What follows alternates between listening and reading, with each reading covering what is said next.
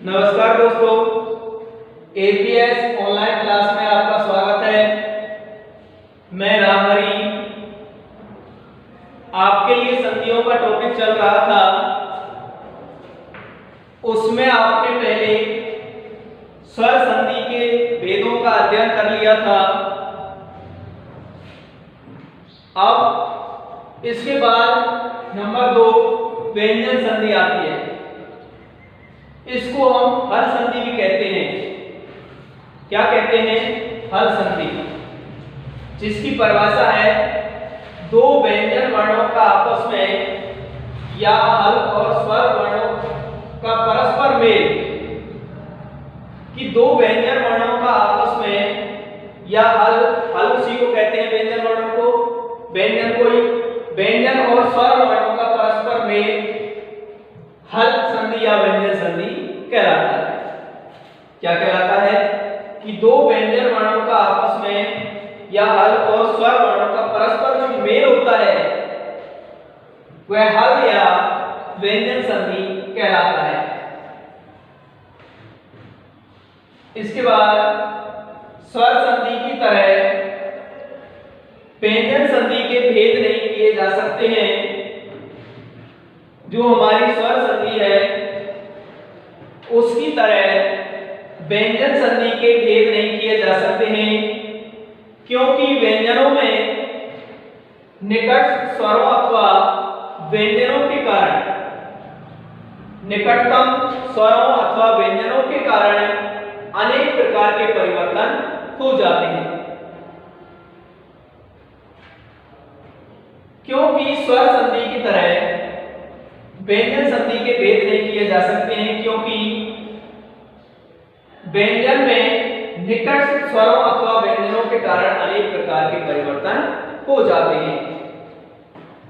इस प्रकार स्वर संधि की अपेक्षा व्यंजन संधि के भेद भी अधिक हैं, और इसी प्रकार जो हमारी स्वर संधि है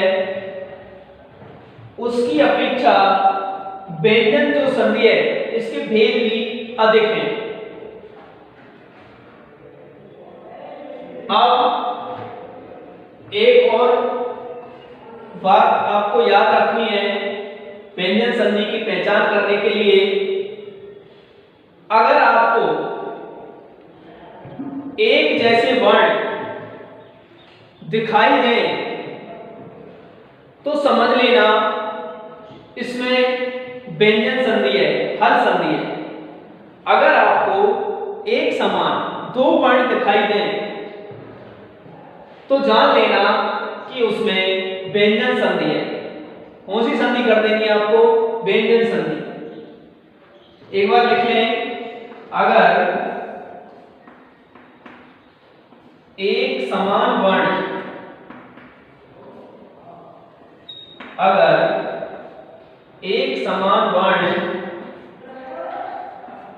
मिले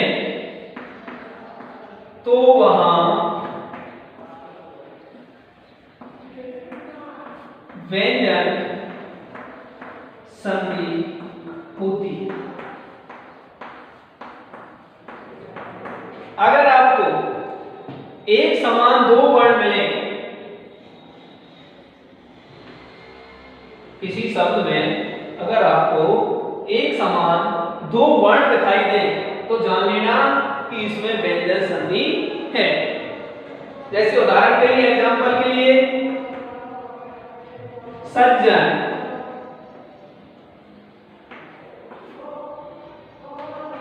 इसमें डबल ज है तो कौन सी संधि हो गई?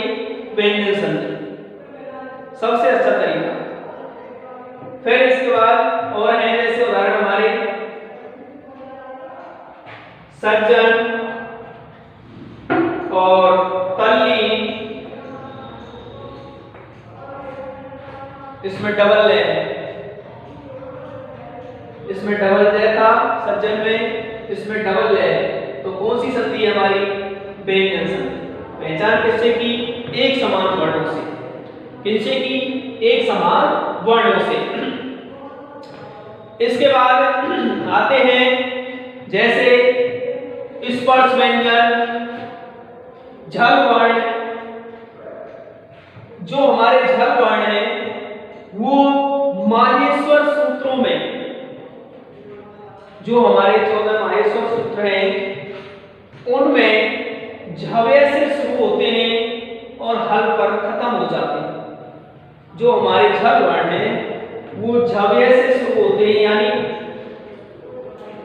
नंबर 8 से शुरू होते हैं और नंबर 14 पर वो खत्म हो जाते हैं। तो वो कौन से वर्ण हैं? झल वर्ण। इसके बाद स्पर्श व्यंजन, कौन से व्यंजन? स्पर्श व्यंजन। स्पर्श व्यंजनों में कैसे लेकर कैसे मैं तक, कहां तक होते हैं? कैसे मैं तक। टोटल संख्या होती है 25। कितनी होती है? 25। अब जैसे केवल प्रथम अक्षर से शुरू होते हैं। केवल, केवल में के, खे, गे और घे और अण। फिर है चैवर, चैवर में चे, छे, जे, झे और अण। फिर है केवर, चैवर, टेवर, ट्रे, छे, डे, ढे और अण। फिर है तेवर,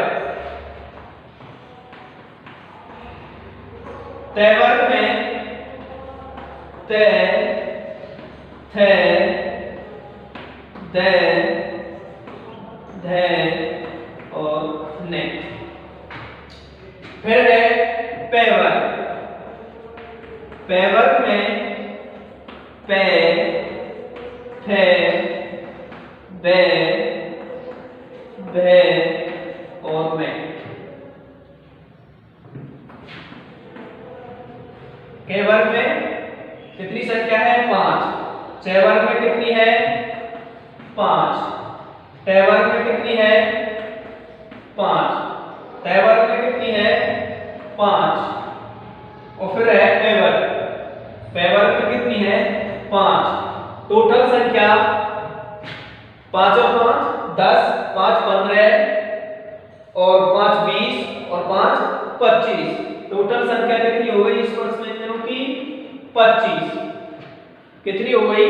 25। तो ये क्या है? हमारे स्पर्श व्यंजन। क्योंकि इनके उच्चारण में,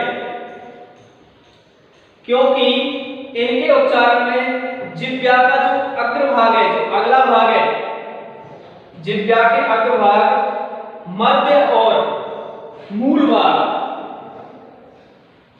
मध्य और, क्योंकि इनके उच्चारण में जो हमारी जिह्वा का अग्रभाग है, एक बार देख लेंगे, क्योंकि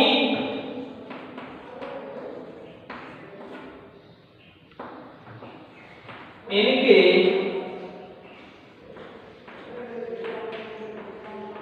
उच्चारण में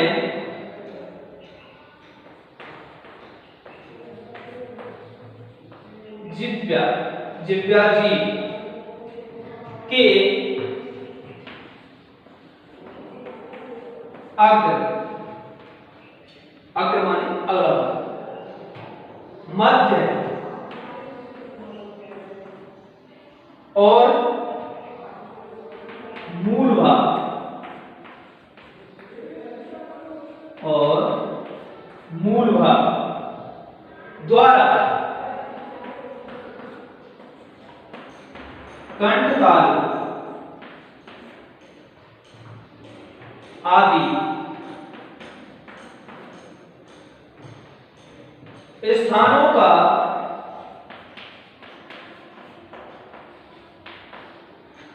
स्पर्श होता है।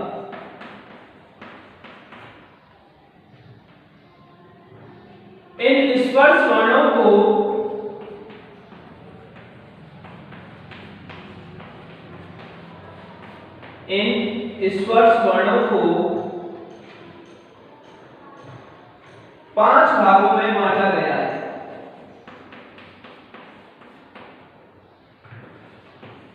पांच भागों में बांटा गया। एक बार दोबारा सुने, क्योंकि इनके उच्चारण में जिह्वा का अग्रभाग, मध्य भाग और मूल भाग द्वारा कंठ तालु आदि स्थानों का स्पर्श होता है। कंठ तालु आदि स्थानों का स्पर्श होता है। इन स्पर्श वर्णों को पांच भागों में बांटा गया है और ये वर्ण के प्रथम अक्षर से चालू होते हैं। कितने भागों में बांटा गया है? पांच भागों में। तो ये तो हो गई हमारी व्यंजन संधि की परिभाषा, उसके बारे में उसकी पहचान, स्पर्श व्यंजनों के बारे में, स्पर्श व्यंजनों की कितने भागों में बांटा गया है, कितनी संख्या है इनकी, झल वर्ण है जो माहेश्वर सूत्रों में झवे से शुरू होते हैं और हल पर खत्म हो जाते हैं। तो ये कौन से वर्ण हो गए? झल वर्ण। ये हो गए स्पर्श व्यंजन। ठीक है।